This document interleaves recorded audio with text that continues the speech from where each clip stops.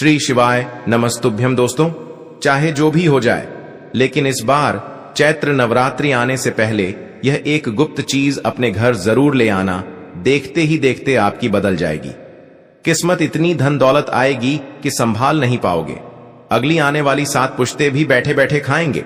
यदि आप चैत्र नवरात्रि आने से पहले अपने घर में यह चीज ले आते हो तो उसी दिन से आपके जीवन में चमत्कार होने शुरू हो जाएंगे। यकीन नहीं तो इस बार चैत्र नवरात्रि पर प्रैक्टिकल करके देख लेना। जी हां भक्तों, चैत्र नवरात्रों से पहले घर ले आना। यह गुप्त चीज मां जगदंबा दौड़ी चली आएंगी। हम भी यह चीज जरूर लाते हैं। इसे लाने से चूकना मत, भूलना मत। इसके बगैर माता का आगमन नहीं माना जाता। इसीलिए भक्तों, आप वीडियो को पूरा ही देखें, आधा अधूरा ना देखें। कई लोग होते हैं जो वीडियो को बीच बीच से देखते हैं, काट काट कर देखते हैं, और फिर ऐसे व्यक्ति को जीवन में कभी सफलता हासिल भी नहीं हो सकती।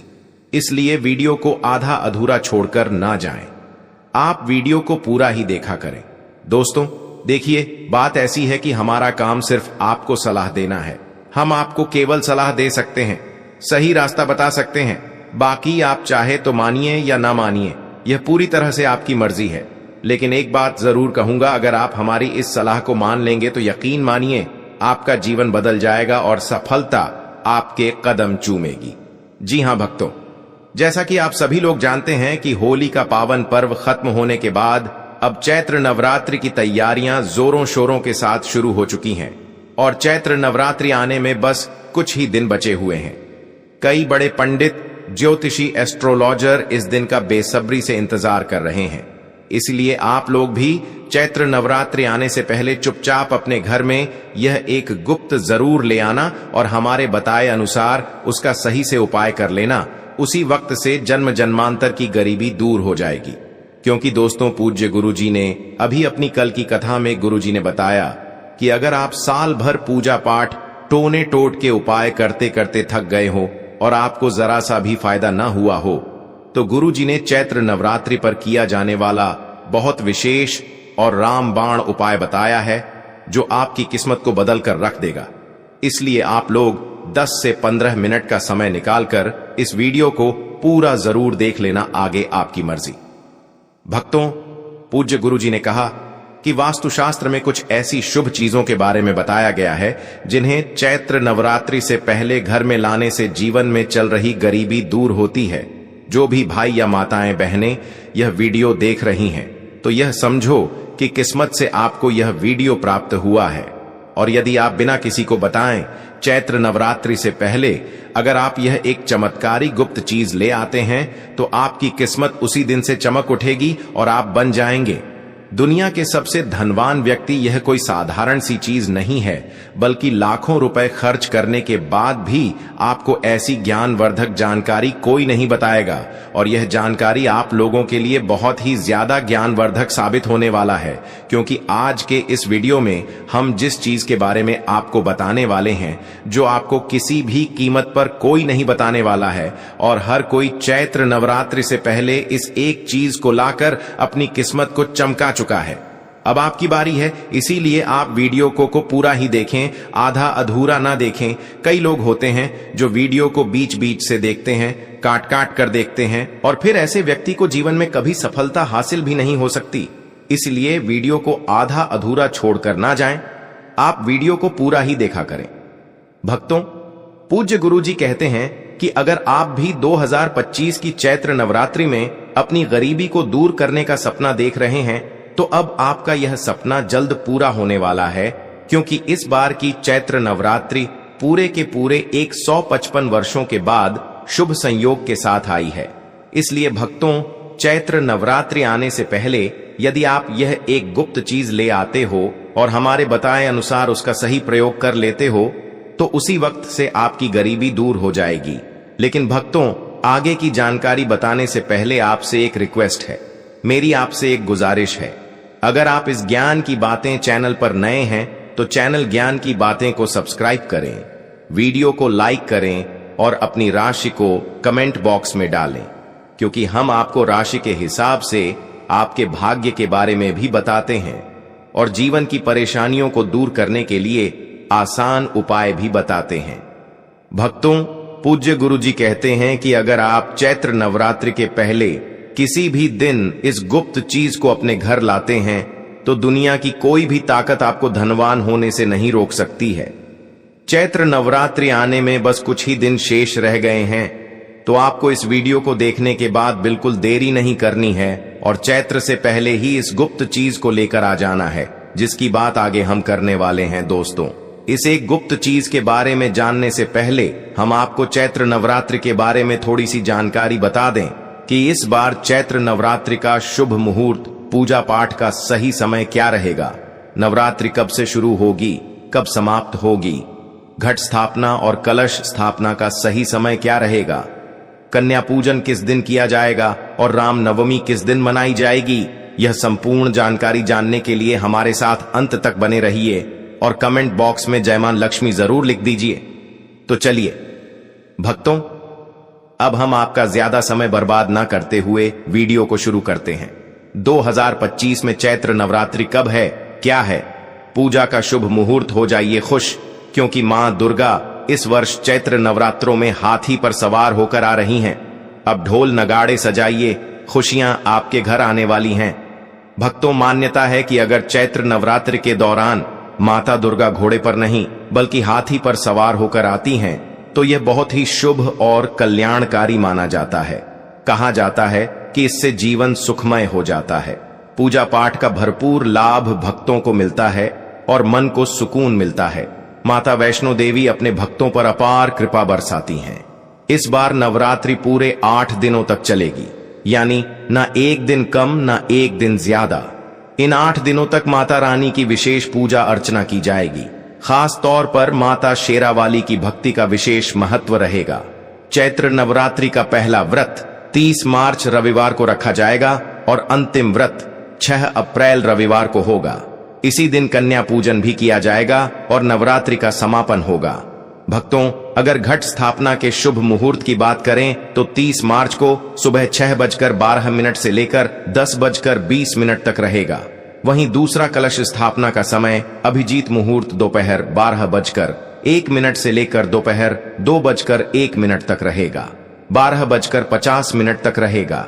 इस समय आप अपनी पूजा पाठ और घट स्थापना कर सकते हैं।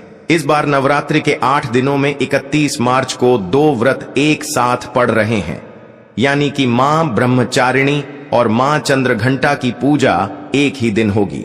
ऐसे में यह नवरात्रि 8 दिन की होगी। भक्तों, पूज्य गुरुजी कहते हैं कि नवरात्रों में घर में कुछ चीजें लाने से माता रानी अत्यंत प्रसन्न होती हैं और अपने भक्तों की सभी मनोकामनाएं पूरी करती हैं।